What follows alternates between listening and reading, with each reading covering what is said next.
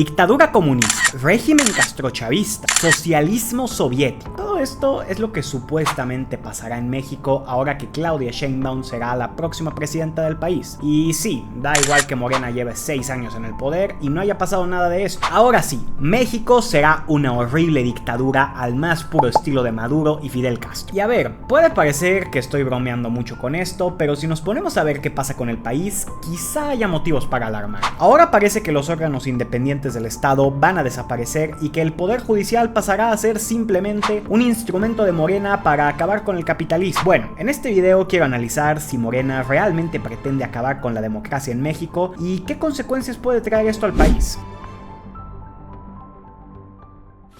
Aunque antes de comenzar les tengo que advertir algo. Este no es el típico video en el que afirmo que Morena nos llevará a la dictadura, pero tampoco pienso decir que Morena es el culmen último de la democracia y que con ellos vamos a ser una potencia mundial. Si en lugar de eso quieres escuchar un análisis un poquito más serio y diferente al que se escucha por todos lados, yo te diría que te quedaras hasta el final del video. Pero bueno, primero lo primero, ¿por qué la misma gente de siempre anda subiendo otra vez historias piteras a su Instagram quejándose de que ya somos una dictadura castrochavista? Bueno, pues básicamente esa gente se está quejando de 3 cosas. Una es la reforma al Poder Judicial, otra es la sobrerepresentación en el Congreso y la tercera es la desaparición de ciertos organismos autónomos como el INAI. Y por si te lo preguntas, ellos tampoco saben qué significan ninguna de estas 3 cosas. Así que vamos a repasar un poquito de qué estamos hablando. Aunque eso sí, este video no va a ser únicamente un análisis sobre las reformas propuestas por Morena, así que estos temas los voy a tocar por encimita. Si quieren investigar a fondo qué pedo con la reforma judicial y todas esas cosas, bueno, hay cientos de videos por ahí por YouTube para que se puedan informar un poquito más de todo este temita. De lo que más se ha hablado es de la famosa reforma al Poder Judicial, que básicamente propone cambiar la manera en la que se eligen los jueces en el país. Actualmente, el presidente debe de presentar sus candidatos al Senado y este vota sobre si pasan o no pasan. Este sistema tiene décadas existiendo y una de las propuestas de AMLO cuando llegó al poder era modificarlo porque decía que era demasiado corrupto. AMLO busca que los jueces sean electos por el voto popular, sí, como si fueran unas elecciones presidenciales. Y aquí es donde yo me pregunto, ¿qué no se supone que con esta reforma seremos una dictadura? Y llámenme loco, pero hasta donde yo sé, en las dictaduras la gente no puede votar, todo lo contrario. En todo caso, el sistema de elección actual se parece más al de una dictadura que el propuesto por Morena. Y a ver, esto no significa que esta reforma sea buena o que me guste o algo por el estilo, porque realmente si la analizamos a fondo encontramos que no tiene ningún sentido. Y es que, ok, supongamos que esto pasa. Ahora vamos a poder tener unas elecciones para decidir quiénes van a conformar el Poder Judicial en México. ¿Alguien me puede explicar cómo chingados va a funcionar eso? ¿Van a hacer campañas políticas? ¿Vamos a tener que aguantar a Arturo Saldívar en espectaculares por toda la ciudad hablando de Taylor Swift? Que Dios nos libre. Aparte, ¿qué es exactamente lo que van a proponer? Estas reformas favorecen a la democracia y esto no lo digo como algo bueno. Al contrario, estamos cayendo en un problema de radicalización de la democracia en el que creemos que todo debe de ser votado por la gente y que esta es la mejor manera de dirigir un país. Entonces, si estos cambios como mínimo son favorables a la democracia, ¿por qué incluso los propios estadounidenses, que son los que más dicen defenderla, están saliendo a amenazarnos y a regañarnos diciendo que si no hacemos lo que ellos quieren, nos van a castigar poniéndonos aranceles en el Tratado de Libre Comercio? Bueno, lo que puede terminar pasando, y aquí sí que le voy a dar un punto a la oposición, es que los jueces van a terminar siendo peones de los partidos políticos. La ley propuesta por Morena dice que ningún candidato puede estar afiliado a algún partido político para que así no haya intereses contrapuestos. Pero ¿saben qué? Esto ni siquiera será necesario. Lo más probable es que aunque ninguno lo diga explícitamente, todos sepamos que hay jueces que van más con Morena, otros que van más con el PAN, y así con cada partido. Y a ver, en un país en el que 2/3 partes del electorado ha decidido apoyar a un solo partido político, pues esto evidentemente va a ayudar a que Morena consiga más poder. Y esto es justamente lo que tanto miedo le da a los panistas y toda esa gente que dice defender la democracia. Que un partido político tenga la intención de controlar prácticamente todos los aspectos del país. Y el punto principal de este video es que yo no entiendo por qué les molesta tanto. Si sabes un poquito sobre teoría política, estoy seguro de que eres capaz de entender que en la política todos están luchando por el poder. Todos buscan llegar a los puestos de poder y luego tratarán de mantenerse ahí. La única diferencia está en qué cosas están están dispuestos a hacer cada uno para lograrlo. Y esta ley universal de la política aplica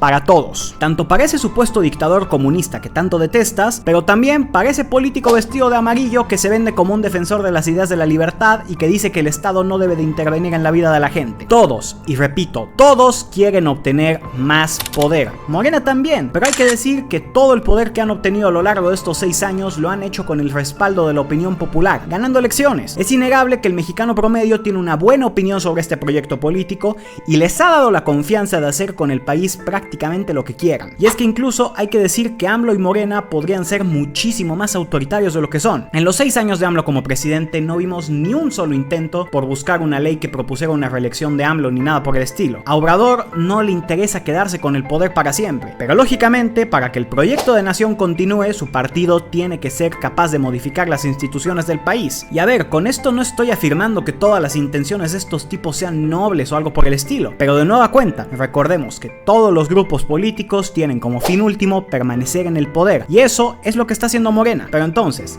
si AMLO se va a ir a su ranchito a chingar a su madre, literalmente, por lo menos podemos decir que México no será una dictadura personalista como la Rusia de Putin o la Venezuela de Maduro. En todo caso, México puede volver a ser lo que fue durante todo el siglo XX, un país que aunque cambiaba de presidente cada 6 años, era dirigido solamente por un partido político que simulaba tener contrapesos, pero que en realidad no era así. Y bueno, ahora parece que otra vez le estoy dando la razón a la derecha. Resulta que sí vamos a hacer una horrible dictadura, pero yo les pregunto otra vez, ¿esto es necesariamente malo? Y antes de que me contesten, yo creo que vale la pena indagar un poco en cómo era la vida con el PRI a mediados del siglo pasado. Pero antes, hazme un favor, suscríbete a este canal. Estos videos llevan muchas horas de esfuerzo y muchas veces YouTube simplemente decide no recomendarlos. Entonces, si te interesa la geopolítica aderezada con alguno que otro chiste de mal gusto, pues hazle saber eso al algoritmo y dile que te avise cada vez que yo suba un video nuevo. Bueno, sigamos. Tras la Revolución Mexicana, el país estaba hecho un desmadre. La única manera de llegar al poder era matando al tipo que estaba en el poder y así se la llevaban. Había muchísimos grupos políticos que aunque quizá tenían varias cosas en común, no se podían poner de acuerdo entre ellos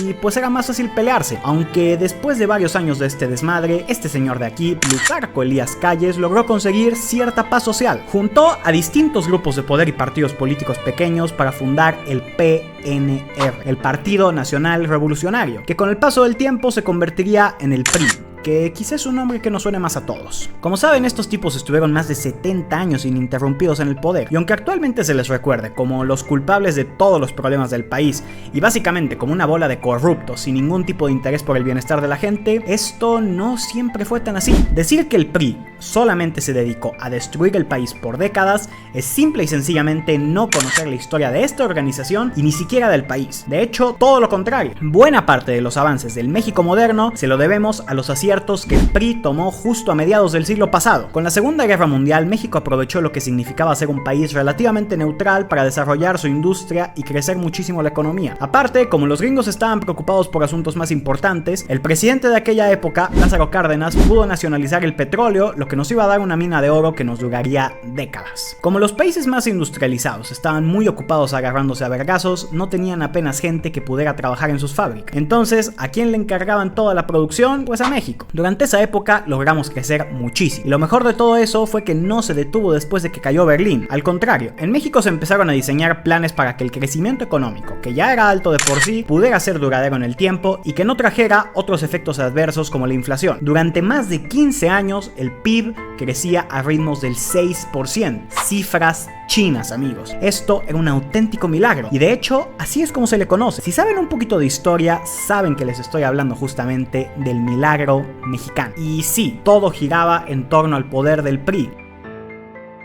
Y es que, bueno, eras un inversionista que quería poner alguna fábrica o algo por el estilo, tenías que tener cerca tuyo a alguien del PRI. Eras un campesino o algún trabajador que quería obtener más derechos laborales por medio de algún sindicato, tenías que tener cerca a alguien del PRI. Todas las clases sociales, todos los grupos de poder y todos los intereses del país eventualmente pasaban por el Partido Revolucionario Institucional. Y quizá alguno piense que estoy describiendo una novela distópica como 1984 o algo por el estilo, pero de verdad yo les vuelvo a preguntar, ¿qué hay de malo en todo esto? La economía seguía creciendo creciendo y aunque había problemas de base que claramente estaban muy lejos de desaparecer, como la desigualdad y la corrupción, el sistema hasta cierto punto funcionaba para todos. Los empresarios lograban tener mejores ganancias, los trabajadores mejores salarios y los políticos se quedaban en el poder. Por si fuera poco, México seguía siendo un país neutral en el escenario de la Guerra Fría, y es que fuimos de los pocos países en toda Latinoamérica que no tuvimos ningún golpe de estado ni ninguna dictadura militar, y eso en una época en la que si saben un poquito de historia son conscientes de que no era la norma. México vivió durante unos 15 años una fantasía. Parecía que por fin nos acercábamos a ser el país desarrollado que tanto tiempo llevábamos anhelando ser, pero no podemos olvidar que ese sistema siempre tuvo problemas de raíz. La industrialización se llevó a cabo, pero nunca se impulsó un plan para que esos productos que se fabricaban en México pudieran ser exportados al exterior. Aparte, como ya dije, el tema de la corrupción se iba volviendo algo común en el partido, y es que era lógico, los favores que todo el mundo necesitaba del partido en el poder pues no necesariamente iban a ser de gratis o algo por el estilo. Y si a eso le sumas que México nunca dejó de estar controlado de lejitos por Estados Unidos, y es que se reporta que hasta 4 presidentes de esa época trabajaban directamente para la CIA, pues bueno,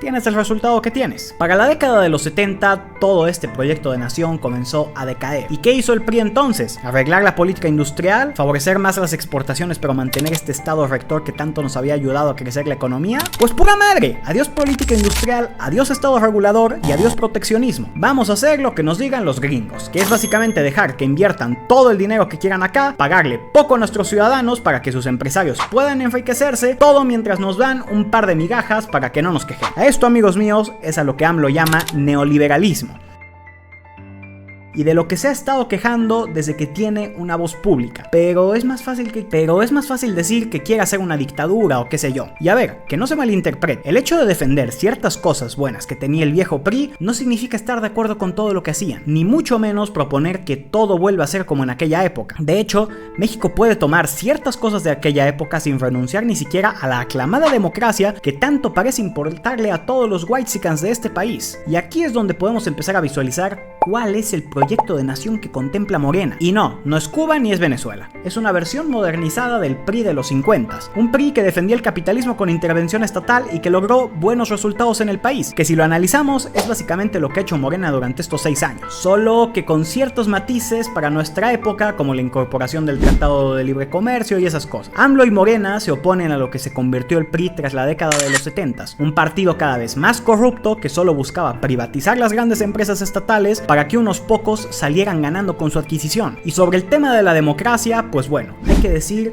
que era otra época, y pedir democracia plena en la época de los 50s y los 60s pues era complicado. Actualmente este modelo está muchísimo más instaurado, ya no solo en México sino en toda la región, e incluso ir en contra de él pues le traería demasiados problemas a Morena y al país. Aparte, creo que lo más absurdo de esto es que ni siquiera lo necesita. Morena actualmente no necesita hacer un fraude electoral y reprimir a la población. Si tu única oposición son un par de güeritos que salen a quejarse de que eres una dictadura y en vez de reprimirlos los dejas hacer su desmadre, al final los que van a quedar como locos van a ser ellos. Y esa es la estrategia que se está llevando a cabo desde Palacio Nacional. De momento, Morena seguirá su curso y tampoco harán nada demasiado raro. Modificarán la constitución, sí, al igual que lo han hecho todos los presidentes anteriores. Pero la respuesta de qué tipo de país es el que realmente quieren construir, realmente no la tenemos. Porque ni siquiera es algo que esté decidido en este momento. AMLO ya hizo su trabajo y propuso su modelo de país, pero luego este puede cambiar dependiendo de quién tome el control del partido. Y va a cambiar, eso se los aseguro. Claudia Sheinbaum se ha visto muchísimo más dispuesta a colaborar con la élite financiera estadounidense y con la agenda progresista de lo que lo hacía el cabecita de algodón. Ya hemos visto a Sheinbaum reunirse con BlackRock, y si analizamos su gobierno en la Ciudad de México, vemos que ha implementado todas las políticas socialdemócratas dignas de un partido de centroizquierda europeo. Entonces, la verdadera pregunta no está en si México será comunista o será una dictadura. La verdadera pregunta es, ¿Morena irá encaminado a seguir los pasos del PRI de los años 50, que es la base del poco desarrollo que tiene este país? ¿O seguirá más bien los consejos de BlackRock y el Partido Demócrata estadounidense para convertir a México en otro país gobernado por una socialdemocracia que está en crisis a nivel mundial? México está atravesando quizá por una oportunidad dorada para convertirnos en una potencia mundial, y la forma en la que este tren llamado nearshoring se aborde desde el Estado va a decidir en qué país nos convertiremos, pero no en el próximo sexenio, sino dentro de 15 o 20 años, que será cuando todas las políticas implementadas por Morena a día de hoy realmente realmente rendirán frutos o fracasarán estrepitosamente. Que por cierto, si les interesa saber qué ha significado el sexenio de AMLO para el país, tengo un video en el que explico eso más a detalle. Vayan a verlo, les va a gustar.